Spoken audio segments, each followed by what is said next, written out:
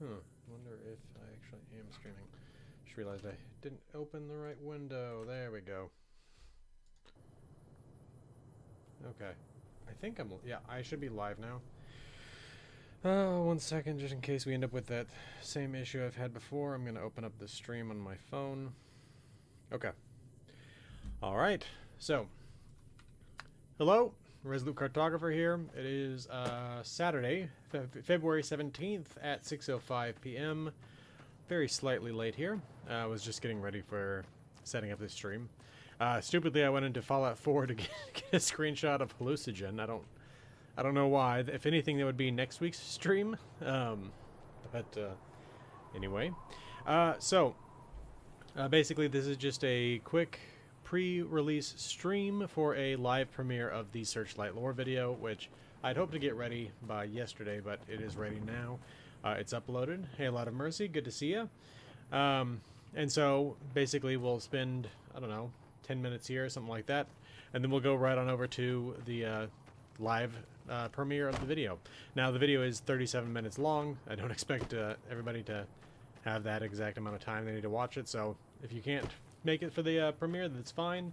But basically, I was just going to talk about, in this, one of the biggest takeaways I had from Searchlight, which was actually kind of a disturbing thing that I'd never really noticed before when I've played Fallout New Vegas, like, I don't know, a dozen times through, and despite that fact, and having done the stuff here in Searchlight at least 5 times in that time, because it's not like I've actually, you know, done every part of the game content every time through, but in those 5 times, I never noticed the fact that the ghouls that First Sergeant Astor, the NCR officer, the highest ranking soldier here in Searchlight now that everybody else is dead, the ghouls he has you kill are not feral ghouls.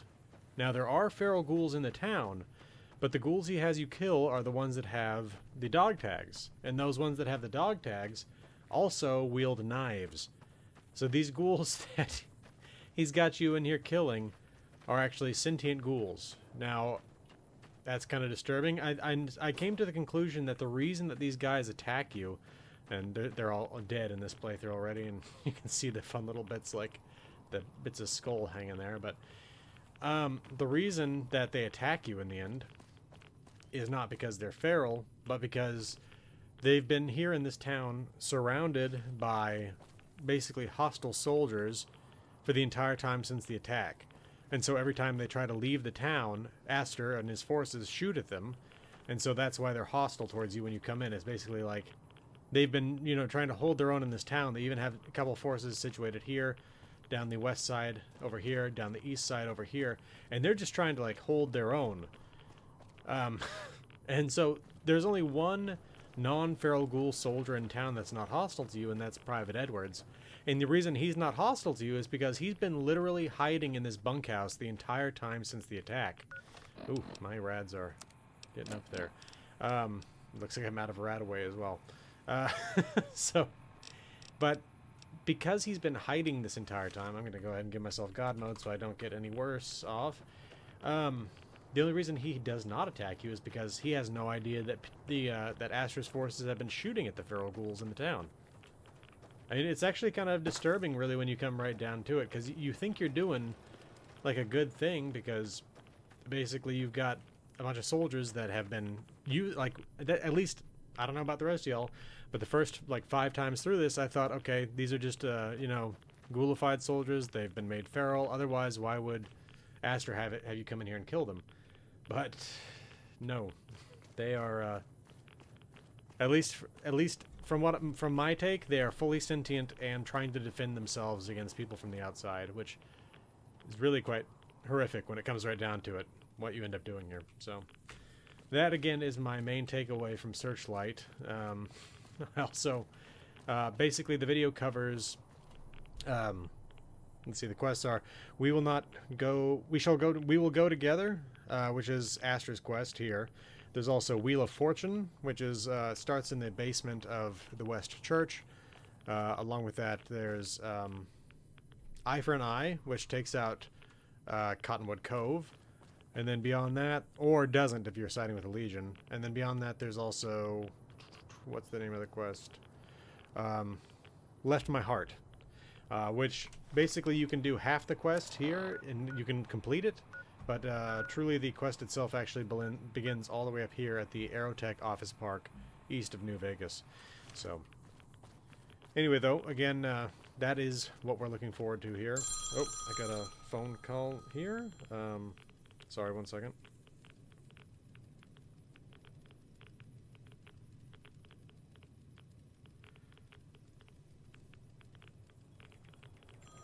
Give me a second.